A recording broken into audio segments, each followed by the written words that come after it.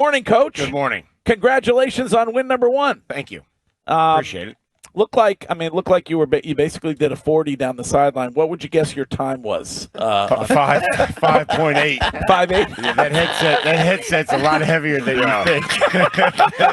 Those hamstrings ain't built like they used to be. Be careful. That plantar fascia was barking this morning. I saw Steph Diggs say that you were slow. He didn't realize how slow you were. Yeah, it's more for endurance than speed. You came out of the gate hot. It's built for the long haul. Like a marathon. All you need is a pass rush is to get off. You don't need You only need 6, 7, 8 yards max. Well, big win. I saw you say last night the most important takeaway for you was that this team is not front running. I'm interested in what you saw from Drake yesterday. Well, I mean, again, to touch on your point, that's how some of these games go. We'd love to be up 30-3, and if they are, then we'll plan accordingly and we'll be okay. But you get into these back and forths, and you have to just believe that you're going to make enough plays in the end to win. And I felt like we did that. And that was good to see. I think we needed to see it. Our players needed to see it and feel it and be in there and say, "Hey, we could have a couple bad plays. Somebody's going to make a play." Which we did numerous times. So we answered back. Drake was very efficient. It was something that we've talked about for a long time, is just putting the ball where you're supposed to put it, where it needs to go based on their coverage and our scheme. And thought he did that. I thought he transferred into the pocket well, being on the silent count, good edge rushers and guys with good get off. Thought we blocked the games. There was a lot of keys that we had, not a lot, but a couple keys in all 3 phases, and I felt like we hit those for the most part. Mike, we all look at like those elite playmakers on offense, but this is another week where your defensive front 7 are able to affect the game and get after the quarterback. You lead the league in sacks, and granted it's only 2 weeks, but you've consistently shown, especially in crucial situations, you can make it uncomfortable. How much of a major factor is that for just your football team in general when you have that capability at the end of games? Yeah, and they were going hard, and it was hot. I mean, it was hot. That one was real yesterday, and I appreciated everybody's efforts in the game, and everybody that played or everybody that dressed contributed. So that was great to see, and to be able to continue to, I guess, affect the quarterback and get him to his second read. Trying to tie the coverage in, and the X plays are something that we'll have to continue to focus on. But when we had to, I felt like we got the drive stop. That was either after a drive of theirs that we forced them to kick a field goal, or we were able to get the drive stop before a field goal. Leading up to this game, when it comes to your defense, though, how important was it for the guys to show up for each other and for the team in the absence of Terrell? Like, for you, did you feel like they did that for him? No, I hope that they didn't. I hope they did it for each other. And I don't think that Terrell would want that either. I think that they are beginning to understand each other and how everything works. And, each week is a new challenge. And so I hope that they did that for them and that they played hard for them and that they were selfless for each other. I think that's the whole goal. But did you feel like the preparation, they were able to achieve exactly what Terrell would want them to achieve going into that game? Yeah. I mean, I think that that's always the case. I think that there was understanding in practice, there was communication, there was an energy to work and understand how to prepare for this football team and the motions and everything that goes into it. And it's a good test. It is a very good test to be able to handle all that. Mike, the pass from Drake Maye to Ramondre Stevenson, 3rd and 3, minute 50 in the third quarter, to me was the play of the game. Perfect throw, right in stride. What were your thoughts on that and its meaning to the win? Well, oddly enough, we had a similar play this week in practice, but it was with Travion, and we had two brutal plays to start the day. And I said, fellas, we this whole mentality of just – F it and let's move on. Like we have to get going, and it takes one play. And it was Travion on that exact route that hit that play in practice, and then everybody started getting all juiced up, and it was really weird that now it was the same play, but Ramondre, and we hit it, and it kind of lifted our spirits, and it kind of got us going again. So it's just a good reminder of things that how we want to practice is similar to how we want to play, and we can't let negative plays snowball on us. Another week, though, on kind of the negative side, especially with the penalties. What's kind of going on there? Well, we had false starts, you know what I mean? Mhm. And again, you can we don't want penalties, but I've gone down this road Mhm. before. Penalties are probably a bad predictor for win rate. I'd focus on quarterback rating, turnovers, and rushing margin, and we won all three of those. So I would say that the easy thing to say, because I've lived this world, is when I was first starting in Tennessee, I was the penalty Nazi, and then I did a lot of research, and I'm like, hey, unfortunately, it looks like it's 50-50. Like whoever has more penalty, there's critical penalties, Right. and we want to make great decisions, and we don't ever want to do things that cost the team. And we'll address those. We'll address, we had some false starts. One, Will didn't move. Will pointed at the guy. Will pointed at the guy that's rushing, and they called false start. Yeah. You know what I mean? So again, I'm not going to go through the crew and the guy that's his first year, and they made some good calls. I'm sure they, the ones that they'd like to have back, and I'm just, if we tell them going in, this crew, Dana over there, he calls the line of scrimmage tight, and if he thinks that KC lined up in the neutral zone, and he's not going to warn them, and he's just going to go throw the flag, I guarantee next week and all around the league, there's guys that are 3 inches in the neutral zone, and they tell them the next play, hey, back up or I'm going to flag you. That's how this goes. I feel like you should have got the challenge. Like I'm on Stretch's side on that. Tough day, I guess. We know how this thing goes. It goes to New York, and there's one guy looking at 3 games, and there's one guy looking at another 3 games, and they can tell us what they want, but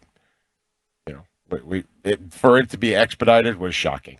For that to be expedited, I'm okay losing a challenge, but give me the courtesy of taking a look at it in a 2-minute window. But the ball moved in his hands. It was didn't survive the ground. Like Right. We know what the rule is. He's going to the ground. It wasn't like he had made a third step and completed it, and it came off his body. It came loose. So we'll keep swinging. We have a good feel for how these things go in replay, but again, judgment.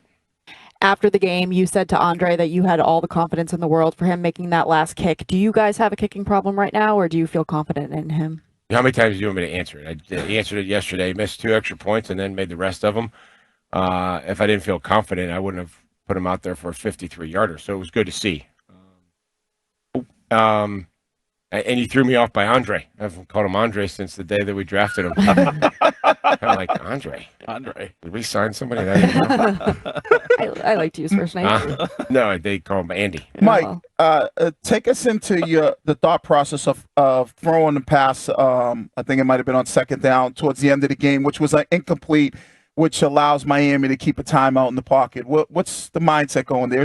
Are you thinking just run, let them burn their timeouts? Well, you need a first down to try to win the game. So I thought we, could catch them in, falling asleep there on the crossing route, and unfortunately we did it, and that's how it goes. But you're going to need a first down to win the game there, and didn't get it.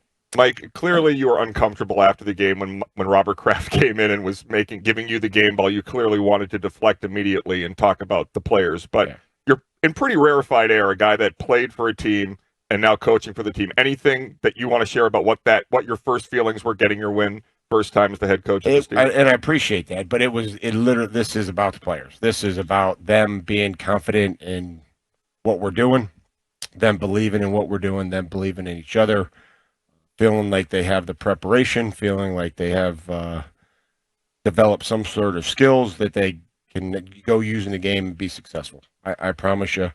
And maybe that's just having been a player and had success on a team, and I want the players to be able to experience that. I promise you. I'm good. I do this outside of winning is to see guys develop and have personal success, and that they can help themselves and they can help the team. I'll take the ball if you don't want it. No, I'll keep it. Okay. I mean, it will be like the Super Bowl balls that when I had, and they'd go home, and the kids were little, and it would be snowing in Columbus, and I'd look out, and it'd be like the Super Bowl touchdown catch, and they'd be outside just like diving into snow piles. So like lock the those football. things up. Go ahead, guys. Have at it. 3rd and goal in the second, you call a timeout. What did you say to Drake Maye there? Let's just get these things. Let's just get things tightened up here. Let's make sure that everybody's getting a call, that we're being efficient. I know it's tired and we're subbing, and they're tired too. However, we feel that they feel, and it was just let's settle everybody down. Let's take control of the huddle. Let's make sure everybody gets the call and that we're lined up and that we can execute here. Mike, you talked about the penalties and how some people might overreact, and every coach is different on what they look at. When you look at your success with getting sacks, you guys are doing a good job, but you're also giving up a lot of explosive plays, especially in the passing game. Is that something that you start to factor in, like, all right, we got to limit these, or is this a thing that's going to happen in a game? No, I mean, there's going to be a few, and I think maybe our whole intention was to defend, inside the numbers and make sure that was not where it was hurting us. We did okay there, and then obviously they felt comfortable throwing those outward breaking routes, and not that I'm accepting of it, but we have to be able to say this is what the game plan was. So I think that there's some plays that we certainly need to correct, and we can't have the ball thrown over our heads on 3rd and 15, and Tyreek Hill just blazing out of there. So that's those are concerns. But the other ones, some of them are on us and how we wanted to play the football game, making sure that they were, we were defending the middle of the field where they've had so much success. With the penalties, Morgan Moses had said that Will Campbell came up to him after and said, don't worry about it, it happens. I guess Morgan had said that to him last week on the sideline. Do you feel like Will Campbell's turning into the leader that you want him to? I think that he shows up every single day, and I think he does his job, and he cares extremely about this football team. And so I think that that's starting to make him a leader. I think he is prepared. I think he executes for the most part in the game. He knows what to do. So I think that makes him a leader. And hopefully this trend of, these linemen false starting and then patting each other on the back after the game can end. We only have 3 more linemen to go, so we're 40% of the way done here with it happens. Don't worry, it happened. Hopefully 3 more weeks we're done with this. Mike, you have the Steelers this weekend. Tom Brady said this offseason that at his peak, Aaron Rodgers is the best thrower of the football he's ever seen. Talk about what you see from Aaron Rodgers, and would you agree with Tom's assessment there? I don't. Tom knows more about quarterbacks than I do. I just know that it's going to be a physical football team. They're always good defensively. Aaron provides a lot of challenge just from his operation, his mechanics, the urgency in which he's able to command the offense. It puts a lot of stress on you. So stuff that Arthur Smith has done in the past, there'll also be plenty of things that Aaron has that he'll take advantage of bad football if you're not ready. It's interesting that you bring that up because you have such a great relationship with Arthur Smith, who was on your staff at one point in time. Does it give you, we always talk about that, does it give you an advantage that you know a guy, or is it a disadvantage because even though you know him, he knows you as well when it comes to, putting a scheme together? Yeah, I think that they'll have their game plan plays. I haven't watched too much of them. Just getting here started, get going on them here as soon as we finish with you guys. But Arthur will have his core concepts and what he believes, and then Aaron will have his things that he's always liked and that he's wanted to do. So we'll have to kind of see where that blend is. Difficult week in this country. Did you address that at all with the team? No, I didn't. I did not talk about the things that kind of have gone on here this past week. When we talk about leadership, I know Courtney was talking about Will Campbell, but one guy that I really think does a tremendous job, and I've always liked the way he played since his time at Boston College, is Harold Landry. Talk a little bit about what he brings to the team and what he brings to the defense when it comes to leadership. A very consistent player. I think he has a very consistent routine. I've known Harold for a long time. I'm excited that the players voted him captain. This is his first time being a captain. He has shown that when he got here, that was important to him. It was to lead. He's always a versatile player.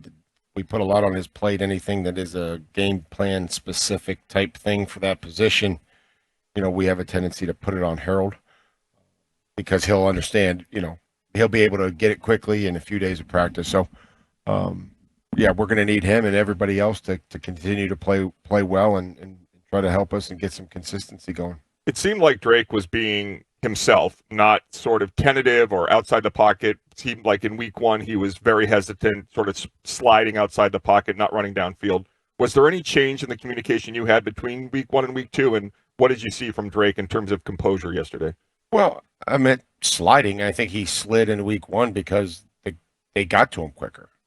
I mean, I don't think he was going to slide because we told him just to go a yard and slide. That's not what we want. We want him to be as aggressive as possible and make sure that he takes care of himself, which he did yesterday. Maybe he just was running faster yesterday. Where does I think we talk about it with, from the outside, knowing nothing about what's going on, and so it just appeared from the outside week one that maybe he was being overly cautious when making the decision to run the football, and good to hear you say that. That's no, I don't think that's ever the case. That's if it's progressed through, and you can only make so many progressions based on the pass rush. I wouldn't get to the third read sometimes. Again, that's based on how the protection is and, just being decisive. And so we don't want our players to ever have to second guess what they want to do. Be decisive and aggressive at the line of scrimmage, block pressure, block movement. They pressured a lot. They moved. We were able to do that, covered them up, had some good runs. Cool to be able to run the 2-point conversion in. Most of our guys are in the end zone scoring with their guys. And if they score with their man, then we're obviously going to score. So those are some cool things to be able to show our guys. I know you said last week that Christian Gonzalez continues to improve. Is there a chance that we could see him going into this week? There's a chance. A good one? I wanted to ask. She's already got a big ring. She's got a rich husband. She does have a pretty big ring there. It's pretty big. What's he do, Courtney? He does commercial real estate. Oh, he does, wow. High rises and he's all that actually a stuff. St. John's prep guy. That's that cashish right there. Hey, you see that rock over there? It was like that thing is bright as the blinding sun, man. As bright as the sun. So a good chance. For Christian. Yeah. Good chance. All right. Well, there's a chance. Yeah, I don't. I get to ask questions too. I mean, I don't think you said anything this morning that they'll be all over you about. I all knew week. that was coming. It was free publicity for you guys. It was great. Could you mention my name when you're doing it? I promise you'll be the fourth name that I mentioned. Publicity. I didn't know. I couldn't tell if it was the 6:30 start time or the actual segment that you were kind of grousing about a little bit there. Oh no, it was just the fact that anything I say can and will be used against me in the court of law. All right. Well, we'll try to help you with that. That is Mike Vrabel, the head coach of the New England Patriots.